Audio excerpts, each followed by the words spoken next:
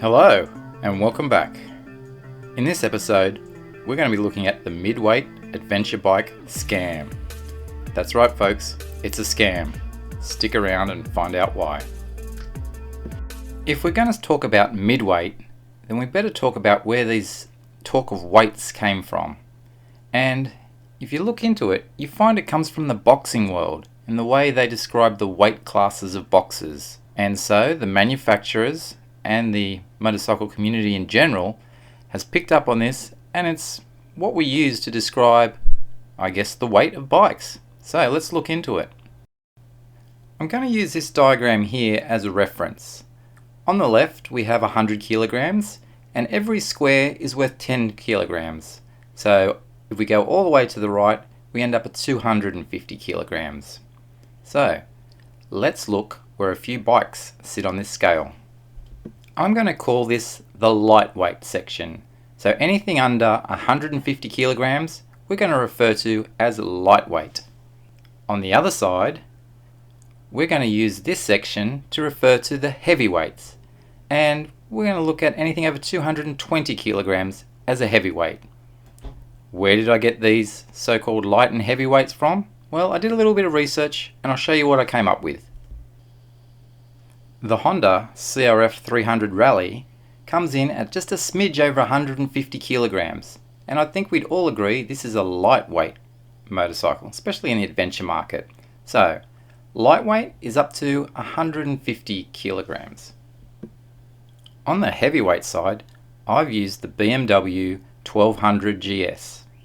Now, a few years ago, the 1200 GS came in at 220 kilograms, and I think we'd all agree 1200 GS from BMW is a heavyweight bike.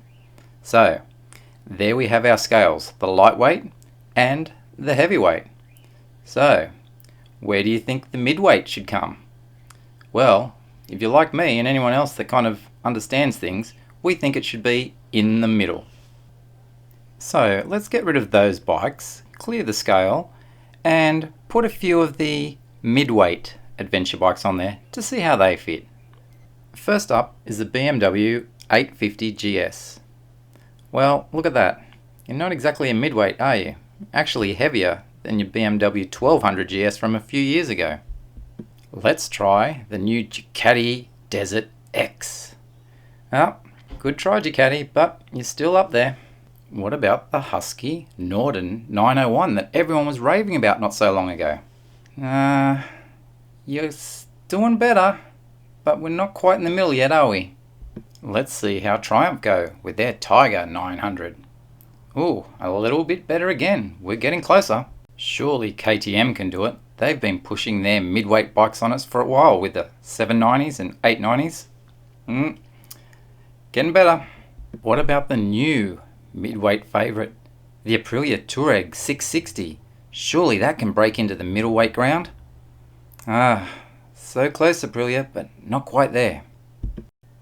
So, where have most of these so-called midweight adventure bikes landed? In this area here. But if we're going to use the boxing scale of weight classes, that's not midweight, is it? Let's have a look. What do you know? Boxing calls it light heavyweight. And I guess that's really what they are. They're light heavyweight adventure bikes.